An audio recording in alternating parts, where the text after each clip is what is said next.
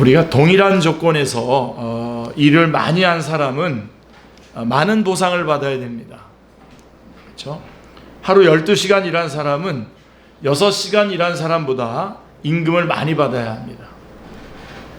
또 먼저 와서 경력을 많이 쌓은 사람은 그렇지 못한 사람보다 더 나은 대우를 받아야 마땅합니다.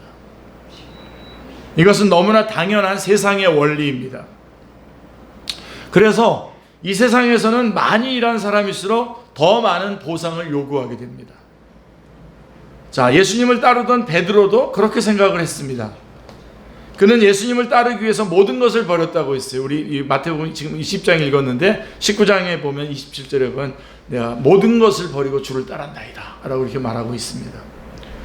예수님께서 찾아오셨을 때에 베드로는 형제 안드레와 함께 갈릴리 바다에서 그물을 던지고 있었습니다. 예수님께서 그들을 부르셨고 그들은 곧 그물을 버려두고 예수님을 따랐습니다. 이렇게 마태복음 4장 20절에 나오고요. 자, 그물은 어부에게는 어부인 그들의 생계의 유일한 생계 수단입니다. 그물이라고 하는 것은. 그렇죠? 그러므로 그물을 버렸다라고 하는 것은 곧 모든 것을 버린 것과 같습니다. 그렇죠? 예.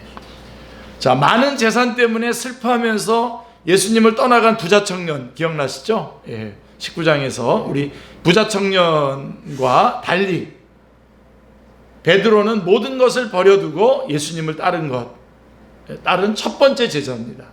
마태복음에서 보면 첫 번째 제자입니다. 그는 가장 먼저 천국에 들어온 사람이었습니다. 그렇다면 베드로는 누구보다도 많은 보상을 받아야 됩니다. 예. 물론 예수님은 그가 받을 풍성한 보상에 대해서 말씀해 주셨습니다. 자, 19장 28절 29절 제가 좀 읽어드릴게요. 예수께서 이르시되 내가 진실로 너희에게 이르노니 세상이 새롭게 되어 인자가 자기 영광의 보좌에 앉을 때에 나를 따르는 너희도 첫 번째로 12보좌에 앉아 이스라엘 12지파를 심판하리라. 예. 그리고 또 내 이름을 위하여 집이나 형제나 자매나 부모나 자식이나 전토를 벌인 자마다 여러 배를 받고 그랬는데 이건 100배를 받고 이렇게 100배, 원어는 100배입니다. 그리고 또 영생을 상속하리라. 영생을 상속하는. 예. 그러니까 어마어마한 받을 보상에 대해서 말씀해 주셨죠. 그런데 하지만 경고의 말씀도 잊지 않으셨죠. 우리 주님께서 뭐라고 말씀하셨습니까? 19장 마지막 절에 보면 19장 30절에 보면 그러나 먼저 된 자로서 나중되고 나중된 자로서 먼저 될 자가 많으니라. 예. 그리고선 이제 오늘 19장 30절하고 그리고서 오늘 본문의 1절입니다. 1절은 이렇게 시작을 합니다. 사실은 그 앞에 왜냐하면이라는 말이 있는 건데요. 천국은 왜냐하면 왜 첫째 된 자가 나중되고 나중된 자가 마지막 되냐? 왜냐하면 천국은 마치 품꾼을 얻어서 포도원에 들여보내려고 이른 아침에 나간 집주인과 같으니, 집주인과 같으니라고 그랬습니다. 그래서 제가 오늘 원래 제목은 좀 이렇게 처음에 잡았던 거는 포도원 일꾼 비유. 그러다가 아니다. 이 포도원 주인 비유구나. 그런데 보니까 뒤에 일꾼에 대한 얘기도 나와요. 그래서 포도원 주인과 일꾼 비유 이렇게 했다가 오늘 말씀을 좀 여러분들이 확 이렇게 도전받게 하려고 하나님의 은혜를 자신의 공로로 바꾸지 말라 이렇게 제목은 바꿨습니다만은 예. 자, 그래서 예수님께서 그럼 이제 여기 이제 핵심은 누구죠? 주인이죠, 주인. 예, 주인. 예. 자, 그렇다면 예수님께서 오늘 본문의 비유를 말씀하신 목적이 무엇일까? 예. 예수님께서 포도원 일꾼의 비유 이야기를 통해서 베드로와 제자들에게 또한 우리에게 주고자 하는 교훈이 무엇일까? 예. 이 비유에 대해서 여러분 많이 들으셨을 텐데 오늘 아주 정말 확실하게 강한 도전을 받으시기 바랍니다. 제가 이거 여러 번 설교하는데 이번에 다시 설교 준비하면서 저 자신이 은혜를 너무 많이 받았습니다. 예. 여러분에게도 그 은혜가 이렇게 전달되기를 바라는데요. 아멘. 자, 무슨 얘기냐면 지금은 첫째인 이 베드로가 더 나아가서 예수님께 먼저 온 제자들이 첫째인 베드로 먼저 온 제자들이 나중에 꼴찌가 되는 비극이 일어나지 않도록 경고를 주시기 위함이 아닐까 생각을 합니다. 한번 여러분들이 찾아보세요. 말씀 전하는 동안에 여러분들이 꼭 붙잡아 보시기 바랍니다. 자, 다시 한번 1절 말씀을 다시 한번 보시길 바랍니다. 천국은 마치 품꾼을 얻어 포도원에 들여보내려고, 저기 이제 노란 색깔로 우리 충현이가 강조해 줬죠. 이른 아침에 나간 집주인과 같으니 라고 이렇게 되어 있습니다. 자, 베드로처럼 모든 것을 버리고 주님을 따른 사람들 중에서 먼저 된 자로서 나중된 자로서 먼저 될 자가 많은 이유가 있습니다. 자, 이 세상 나라와는 달리 천국은 자신의 포도원에서 일할 일꾼을 찾으려고 아침에 일찍 나간 주인과 같기 때문입니다. 그래서 만약 이 주인이 우리가 이 세상에서 흔히 볼 수 있는 그런 포도원 주인과 같다면 먼저 된 자로서 나중된 자로서 먼저 될 자가 많지 않을 것입니다. 만약 이 포도원 주인이 그냥 늘 우리가 지금 보고 있는 그런 주인이라면, 그런데 이 주인은 우리가 이 세상에서 보기 힘든 포도원 주인과 같기 때문에 먼저 된 자로서 나중되고 나중된 자로서 먼저 될 자가 많다고 주님은 말씀하십니다. 아멘. 자, 그렇다면 우리는 예수님의 비유의 말씀에서 크게 두 가지 점을 주목을 해야 됩니다. 자, 우선 1절에서 천국은 마치 품꾼을 얻어 포도원에 들여보내려고 이른 아침에 나간 집주인과 같으니, 그러니까 천국은 마치 집주인과 같다, 이렇게 연결할 수 있겠죠. 자, 그렇게 말씀하셨으니까 비유에 등장하는 주인의 특징에 우리가 집중을 해야 됩니다. 주인이 어떤 특징을 가지고 있는지를 집중을 해야 됩니다.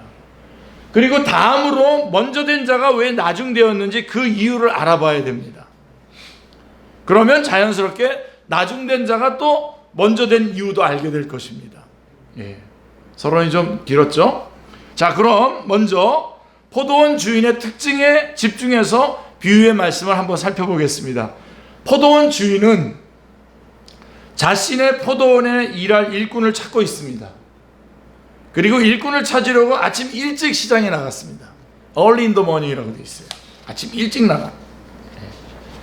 일반적인 포도원 주인은 직업 소개서를 통해서 일꾼을 구하는데, 이 주인은 시장에 직접 나가서 일꾼을 지금 구합니다. 아마도 이 주인은 일꾼들이 소개서에서 지불할 소정의 소개료에도 신경을 쓰는 것 같습니다. 그것까지도 안 뺏기고 일꾼들에게 주고 싶었던 것 같습니다. 아침 일찍 나와서 구한 일꾼들에게 주인은 하루 품삯으로 한 데나리온을 주기로 약속을 하고 포도원으로 보냈습니다.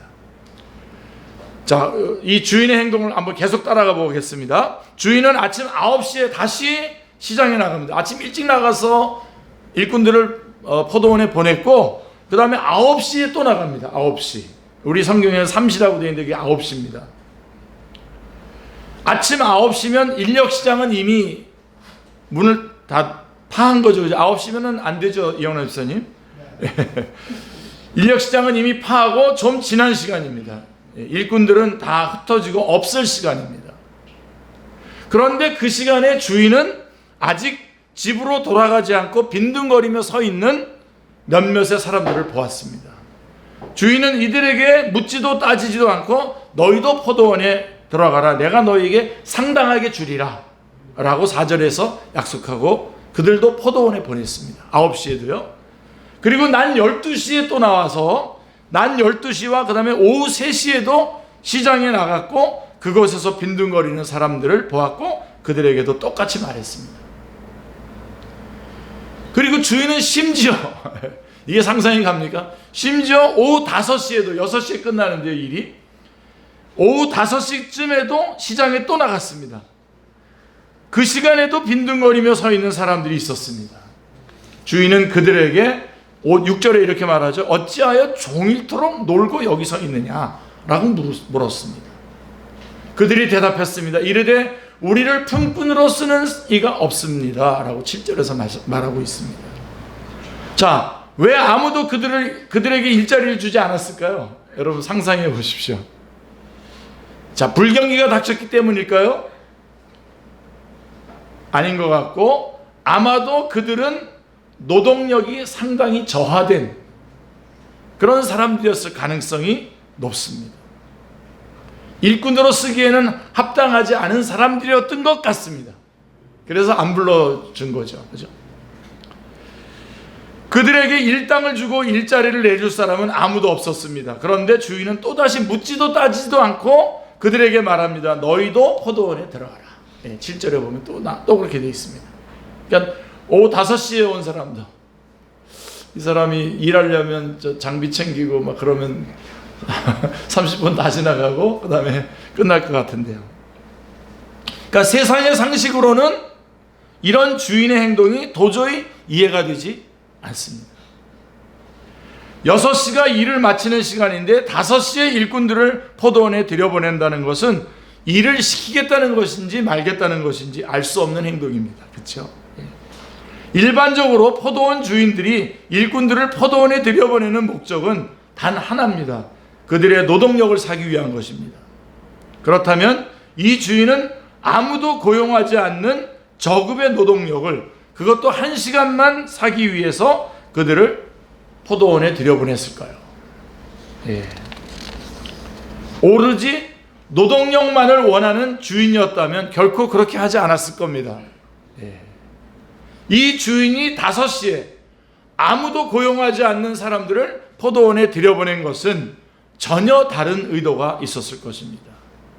이 주인의 의도는 해가 저물고 하루 일과를 마감할 때에 이르러서야 그 주인의 저의가 드러났습니다.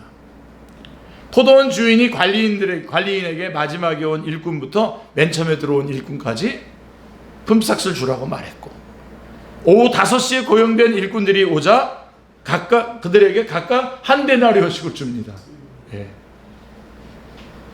주인이 그들에게도 온전한 하루 품삯인 한 데나리온을 주라고 한 것입니다. 주인이 오후 5시에도 일꾼들을 포도원으로 들여보낸 것은 이제 그 의도가 나오는 거죠. 그들에게도 하루 품삯인 한 데나리온을 주기 위해서 들여보낸 겁니다. 그게 밝혀진 거죠. 이 마지막 사람에게 주는 거예요. 그래서 주인은 하루 품삯을 주기 위해서 1시간을 고용한 것입니다. 이 사람의 노동력이 지금 필요한 게 아니에요. 세상에 이런 주인이 있을까요? 그리고 이런 주인을 만난 일꾼들은 얼마나 행운아일까요? 그들은 주인이 베푼 은혜에 감격하고 감사했을 것입니다. 그래서 우리는 이 비유에 등장하는 이 포도원 주인이 누구인지 우리는 짐작할 수 있겠죠. 누굽니까? 우리는 하나님, 또 우리 또 어떻게 하면 또 예수님이라고 이렇게 말할 수 있겠죠. 그러니까 포도원에서 일할 일꾼을 찾는다는 것은 예수님의 제자로 혹은 천국의 일꾼으로 부른다는 의미입니다. 아멘. 한 데나리온은 우리 19장에서 제시된 것처럼 바로 영생, 그 부자 청년에게 제시했던 영생, 천국에 들어가. 영생을 얻으려면 내가 뭘 해야 됩니까 할 때 그 영생, 구원, 천국에 들어가는 것을 가리키는 것입니다. 그러니까 예수님은 아침 일찍도 나오시고 9시, 12시, 3시, 그리고 오후 5시에도 시장에 나와서 일꾼을 찾은 포도원 주인처럼 구원받을 자들을 찾고 또 찾으시는 분이시다. 이거. 아멘. 또 찾고 또 찾으시는 분이시다. 예수님께서 찾으시고 부르시는 단 한 가지 이유는 그들에게 한 데나리온, 즉 영생, 천국, 구원을 주시기 위함인 것입니다. 아멘. 누구에게나 구원이 필요하기 때문에, 구원이 필요 없는 사람은 아무도 없잖아요. 누구에게나 구원이 필요하기 때문에 구원을 얻기를 원하는 사람은 누구든지, 그리고 언제든지 묻지도 따지지도 않고 예수님께서는 천국에 들어가게 하십니다. 아멘. 인생의 새벽에 부르심을 받은 사람에게 뿐만 아니라 인생의 황혼의 부르심을 받은 사람에게도 구원을 주십니다. 아멘.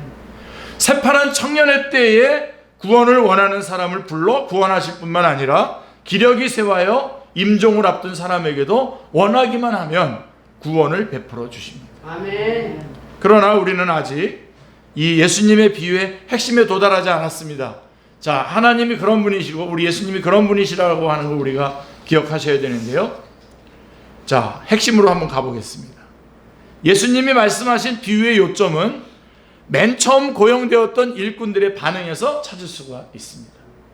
자, 이제 5시에 온 사람부터 한 데나리온씩 줬잖아요. 자, 이제 맨 처음에 고용되었던 일꾼들이 왔어요. 그들은 오후 5시에 고용된 사람들이 한 데나리온을 받는 것을 보면서 내심 더 많은 품삯을 받게 될 것이라고 기대했습니다. 12개 정도 받지 않을까 하고서 기대를 했을 겁니다. 하지만 어떻게 됐습니까? 그들에게도 똑같이 한 데나리온이 주어졌습니다. 많이 생각하셔야 됩니다, 여러분. 기독교가 뭔지, 복음의 핵심이 뭔지 여러분 꼭 여기서 붙잡으셔야 됩니다. 기대가 큰 만큼 실망도 컸습니다. 실망은 금세 주인에 대한 원망과 불평으로 바뀌었습니다. 12절에 보세요. 나중은 이 사람들은 1시간밖에 일하지 아니하였거늘 그들을 종일 수고하며 더위를 견딘 우리와 같게 하였나이다. 우리 쉬운 성경에 보면 때 앞에서 고생한 우리를 이렇게 돼 있어요. 저기 한번 읽어봐 드릴게요. 저 사람은 겨우 1시간밖에 일하지 않았는데 하루 종일 떼약볕 아래서 수고하는 우리들과 똑같이 취급하는군요. 이렇게 쉬운 성경입니다. 자, 이들의 불평을 들어보십시오. 이들의 불평이 뭐죠? 뭐가 불평입니까? 지금 한 데나리온 받은 것 때문에 불평이 아니에요. 한 데나리온 받은 것 때문에 불평하는 것이 아니라 1시간밖에 일하지 않은 사람들과 하루 종일 떼약볕 아래서 수고한 자신들을 주인이 똑같이 취급했다는 것이 불평입니다. 똑같이 취급했다는 것 때문에 불평을 합니다. 그들은 하루 종일 떼약볕 아래서 수고했다는 자신들의 노동행위를 내세웁니다. 여러분, 이 사람들이 처음부터 그랬을까요? 처음부터 이렇게 불평이 있었을까요? 처음에는 오히려 반나절만이 아니라 하루 종일 일하라고 했으니까 됐다. 하루 종일 일하게 된 거. 그로 인한 정당한 보상으로 한 데나리온의 일당을 받게 된 것만 해도 다행이며 감사한 일이라고 생각했을 것입니다. 처음에는요. 일하게 된 것만도 얼마나 감사한 일입니까? 아멘. 품삯을 받게 된 것만 해도 얼마나 감사한 일입니까?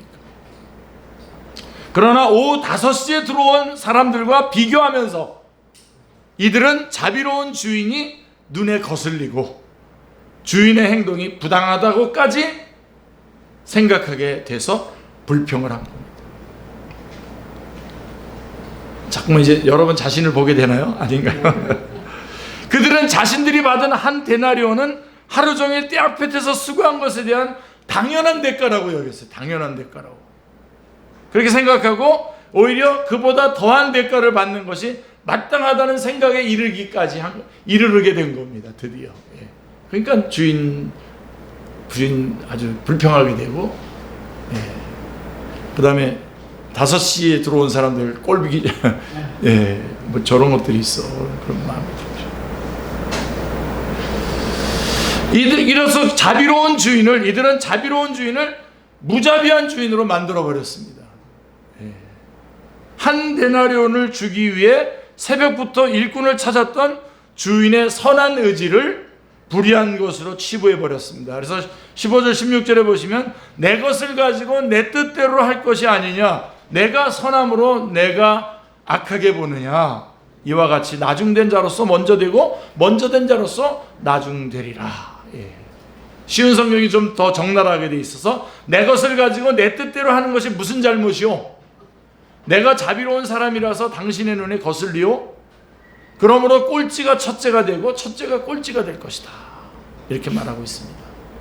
오늘 여러분 꼭 붙잡으시고 기독교에 대해서 정말 바르게 정립을 잘 하시고 여러분의 신앙도 오늘 아주 대단한 그런 중요한 전환점이 되시기 바랍니다.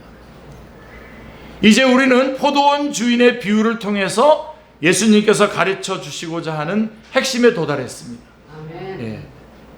은혜로 받은 것을 자신의 공로로 바꾸는 사람은 하나님의 자비가 눈에 거슬리게 되고, 그 사람은 첫 번째로 왔지만 꼴찌가 되고 먼저 왔지만 나중된 자가 될 것이라는 경고입니다.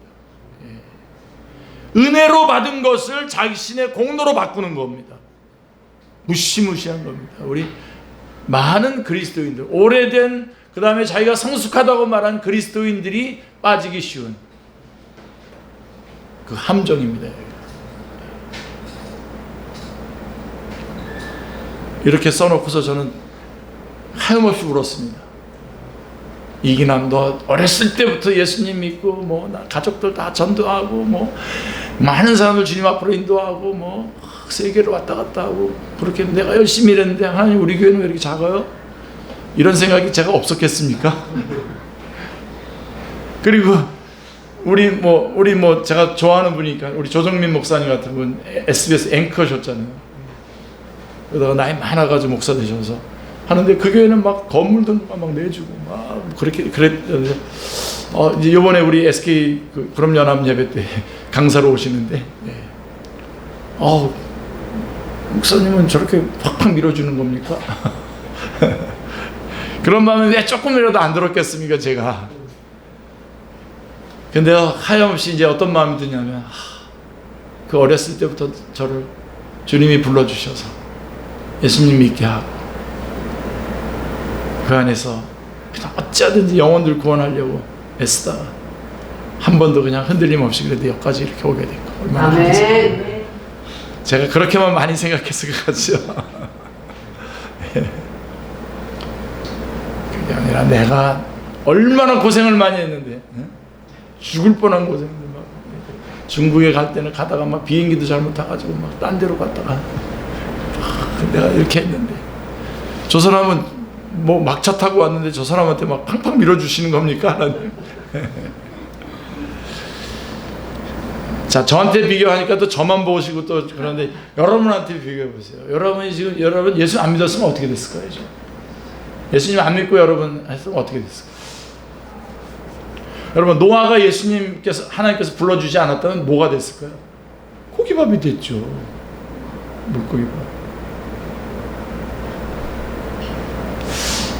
여러분 꼭 붙잡으십시오. 여러분이 구원받은 것, 그리고 하나님의 자녀가 된 것, 그리고 지금도 살아가는 거, 이거 다 하나님의 은혜입니다. 이거를 공로로 바꾸지 마세요. 이거를 공로로 바꾸면 하나님에 대해서 불평하게 되고요. 결국은 밀립니다. 꼴찌가 됩니다.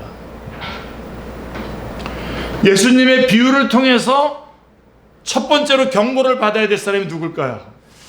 자, 사도 베드로죠. 사도 베드로. 그는 제자들 중에서 첫째입니다. 적어도 마태복음에 의하면 제자들 중에서 가장 먼저 부르심을 받은 사람입니다. 그는 그 자신이 말한 대로 모든 것을 버리고 주님을 따랐습니다. 아멘. 그가 버린 것에 비교할 수 없는 보상을 주님은 약속하셨습니다. 아멘. 그러나 주님은 이 비유를 통해서 현 세상에서 하나님의 나라를 위해 남보다 많이 포기하고 수고할 때 그에 비례해서 하나님께서 보상을 해줄 것이라고 기대하는 마음으로 해서는 안 된다라고 하는 것을 가르쳐 주십니다. 그러니까 오늘 우리 맥주 감사주의잖아요. 우리 1년에 반 지난 거를 감사하는 건데 내가 예수 믿은 게 최고의 복입니다. 예수 믿은 거 그거가 최고의 감사고 거기다 뭘 붙이거나 거기에 뭘 더 원하는 거 그거 아니라는 겁니다. 구원받은 그 기쁨과 그 감격과 그 감사가 끝입니다. 끝. 구원받은 그 감사를 누리셔야 돼요. 아멘. 감사하실 때 그가 소유를 버리고 주님을 따르는 것은 천국 그 자체를 소유하기 위해서 기쁜 마음으로 하는 것이지 그 외에 어떤 보상이나 지위를 기대하는 마음으로 해서는 안 된다는 말씀입니다. 여러분 만약에 베드로가 이런 마음을 버리지 않는다면 그는 결과적으로 천국의 가치를 훼손하는 사람이 될 것입니다. 실제로 사도 베드로는 그렇게 하지 않았죠. 교만 떨지 않았습니다. 정말 은혜를 은혜로 여겼습니다. 만약 그가 예수님의 경고를 무시하고 비유에 등장하는 맨 처음에 고용된 일꾼들처럼 되었다면, 우리 떼약 뺏어서 이랬는데 이거밖에 안 주냐, 뭐 우리랑 같이 취급합니까? 라고 만약에 그런 사람이 되었다면 주님의 교회는 어떻게 됐겠습니까? 여러분, 생각만 해도 끔찍한 일이 벌어졌을 것입니다. 예수님이 승천하신 후에 교회의 지도자는 누구죠? 베드로입니다. 예? 그래서 베드로는 이 교회에서 왕처럼 군림했을 수도 있습니다. 그리고 첫 번째 온 사람이라는 특권을 내세우면서 온갖 특혜를 누리고자 했을 수도 있습니다. 예. 베드로가 그렇게 하지 않았기 때문에 주님의 교회가 건강하게 세워질 수 있었습니다. 아멘. 그런데 주님은 베드로와 사도들은 그렇게 하지 않았지만 천국을 위해 모든 것을 포기하고 많은 일을 한 사람들 가운데서 많은 사람들이 정작 그러한 잘못된 기도로 말미암아 마지막 때에 하나님 앞에서 보잘것없는 자, 나중된 자로 드러나게 된다고 말씀해주고 있는 것입니다. 저의 기도 제목이 뭘까요? 끝까지 겸손하게. 우리 여기 우리 모양택 우리 집사님이 우리 성도로 매주 이렇게 말씀을 듣는다는 게 최고의 행복입니다. 저는. 아멘. 여기다 뭐 더 얹고 그런 거 필요 없어요. 우리 용주 형제님이 정말 주님 바라보면서 막 어떤 말씀대로 한번 살아보려고 이렇게 애쓰는 거, 그거가 얼마나, 그게 다지. 거기에다 뭘 더, 여기다가 금가루를 막 붙여버릴까요? 그게 무슨 의미가 있습니까, 우리에게?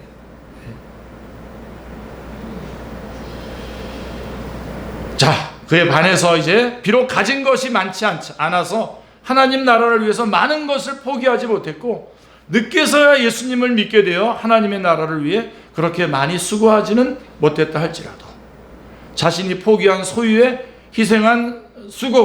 그 희생한 수고가 천국의 가치에 비해서 얼마나 보잘것없는 것인가를 인정하고 사는 사람은 마지막 때에 하나님 앞에서 첫째로 높은 자로 인정될 것입니다. 아멘. 나를 구원해 주신 게 너무 감사합니다. 그게 감사합니다. 그게 감사지 뭐 다른 거가 뭐가 있겠습니까?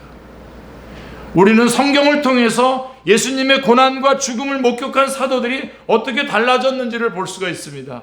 베드로서를 읽어보면요, 완전히 달라진 베드로의 모습을 엿볼 수 있습니다. 그가 얼마나 겸손하게 자비의 하나님을 섬기고 있는지 주옥 같은 겉면들을 통해서 확인할 수가 있습니다. 베드로전서 2장 17절에 보면요, 무사람을 공경하며 형제를 사랑하며 하나님을 두려워하며 왕을 존대하라. 베드로가 이런 말을 합니다. 그리고 3장 4절, 베드로전서 3장 4절에 가면 오직 마음에 숨은 사람을 온유하고 안정된 심령에 썩지 아니할 것으로 하라. 이는 하나님 앞에서 값진 것이니라. 예, 주옥 같은 말씀들입니다. 베드로전서 3장 9절에는 악을 악으로 욕을 욕으로 갚지 말고 도리어 복을 빌라 이를 위하여 너희가 부르심을 받았으니 이는 복을 이어받게 하려 하심이라. 그리고 5장 3절 4절에 보면 맡은 자에게 주장하는 자세를 하지 말고 양무리의 본이 되라. 그리하면 목자장이 나타나실 때에 시들지 아니하는 영광의 관을 얻으리라. 이게 베드로가, 그는 먼저 된 자였고 하나님의 은혜를 은혜로 여겼고, 그래서 그 일꾼으로 하나님의 일을 하게 한 것이 너무나 감사하고, 그래서 자기의 생을 다 들여서 마지막에는 거꾸로 십자가에 달려 죽으면서까지 하나님 앞에 끝까지 그 은혜를 은혜로 여겼습니다. 우리는 사도들에 비하면 한참 늦게 온 사람들입니다. 그러나 우리 뒤에 올 수많은 사람들에게 비하면 우리는 먼저 온 사람입니다. 자, 우리가 나중 온 사람이든 먼저 온 사람이든 하나님 나라에서 첫째가 되는 것은 하나님의 나라의 주인이신 하나님의 자비를 항상 인정하는 사람이 되는 것입니다. 아멘. 하나님의 은혜입니다. 아멘. 나 된 것이 하나님의 은혜입니다. 하나님의 은혜를 자신의 공로로 바꾸지 않고 하나님의 은혜를 끝까지 하나님의 은혜로 인정하고 감사하는 사람이 되는 것입니다. 아멘. 이게 먼저 왔든 나중에 왔든 내가 버리고 수고한 것에 대한 하나님의 보상은 우리가 상상할 수 없을 만큼 큽니다. 그러니 주님을 위해서 버리고 수고한 것이 많다면 그 자체로 감사하고 기뻐할 일입니다. 그러나 내가 가진 것이 별로 없어서 주님을 위해 버리고 수고한 것이 적다고 해서 불의한 생각을 할 필요가 없습니다. 자비를 베푸실 하나님을 바라보면서 산다면 그 또한 감사한 일입니다. 아멘. 하나님이 선하시고 자비하신 분이심을 믿고 사는 것이 우리가 마땅히 해야 할 일입니다. 아멘. 하나님의 자비를 믿는다면 나에게 베푸신 것은 모두 은혜요. 아멘. 다른 사람들에게 베푸신 것은 모두 감사한 일입니다. 아멘. 정작 하나님의 나라를 위해 정말 수고한 사람은 수고했다고 생각하지 않습니다. 주님을 위해 정말 희생한 사람은 희생했다고 생각하지 않습니다. 그 자체가 감사이고 기쁨이기 때문입니다. 자신이 헌신한 것을 기뻐하고 다른 사람이 헌신하는 것을 귀하게 여기고, 우리는 사도 바울의 유명한 고백을 기억합니다. 고린도전서 15장 10절을 보십시오. 그러나 내가 나 된 것은 하나님의 은혜로 된 것이니 내게 주신 그의 은혜가 헛되지 아니하여 내가 모든 사도보다 더 많이 수고했으나 내가 한 것이 아니요 오직 나와 함께 하신 하나님의 은혜로. 아멘. 우리 모두는 하나님의 자비에 의지해서 살아가는 사람들입니다. 비록 우리가 주님을 위해 버린 것은 적고 주님을 위해 많은 일을 한 것은 아니더라도 마지막 날에 천국에서 첫 번째로 인정해 주실 주님을 바라보면서 감사하며 살아야겠습니다. 아멘. 우리를 하나님 나라로 부르신 하나님은 자비로우신 분이십니다. 아멘. 나에게 자비로우실 뿐만 아니라 다른 사람에게도 자비로우신 분이십니다. 이 하나님을 찬양합니다. 아멘. 이 하나님을 사랑합니다. 이 하나님을 아멘. 경배합니다. 아멘. 아멘. 나에게 베푸시는 자비에 감사하고 다른 사람에게 베푸시는 자비에 기뻐하는 우리 모두가 되시기를 기도합니다. 아멘. 기도하겠습니다. 하나님